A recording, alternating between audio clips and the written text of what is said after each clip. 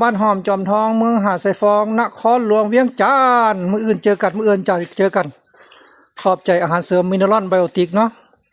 อาหารเสริมมินเนอรัลไบโอติกตัวนี้โอ้คอกนี่ตามประสบการณ์นี่50 ปลายโลขึ้นแล้วนี่คอกนี่เนาะ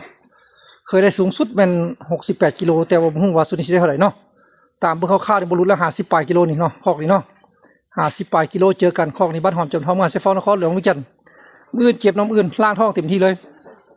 เนาะมื้ออื่นนี่เต็มที่เลยมื้ออื่นนี่แน่เหมือนที่ตัวใหญ่ตุ้ยๆพี่เนาะมื้ออื่นเจอกัน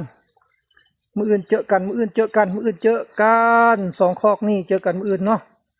เจอกันมื้ออื่นที่ตัวตุ้ยๆพี่ใหญ่เลยเนาะอันนี้ก็คอกนึงอันนี้ก็คอกนึงเนาะอันนี้ก็ขอบใจอาหารเสริมมินเนอรัลไบโอติกได้กระบอกทอเพิ่นนี่ก็สิบ่ได้ซ้ำนี่เนาะผ่านมาก็บ่เคยได้กรีดหลายซ้ำที่ตัวคอกเทื่อเนาะแต่สุดนี้ก็ถือว่านับแต่ใส่เพิ่นมานี่ดีใจประทับใจแล้วก็พอใจหลายต่อกับอาหารเสริมมินเนอรัลไบโอติกเนาะเฮ็ดให้ผลผลิตของเฮาออกมามีเหือมีแฮมีกำลังใจถือว่าได้หลายเนาะแต่ละงวดได้หลายคอกกว้างแม่สาวยาว2 เมตร 40นี่แต่ละเทื่อบ่หลุด50 กิโลเลยคอกนึงเนาะส่วนสุดนี้ก็ตั้งเป้าไว้100 ปลายโลก็รอเบิ่งผลงานเนาะเคยได้สูงสุดคอกขนาดนี้มันได้68.5 กิโลเนาะแต่มื้ออื่นนี่สิได้เท่าใดก็รอลุ้นกันเนาะขอบใจ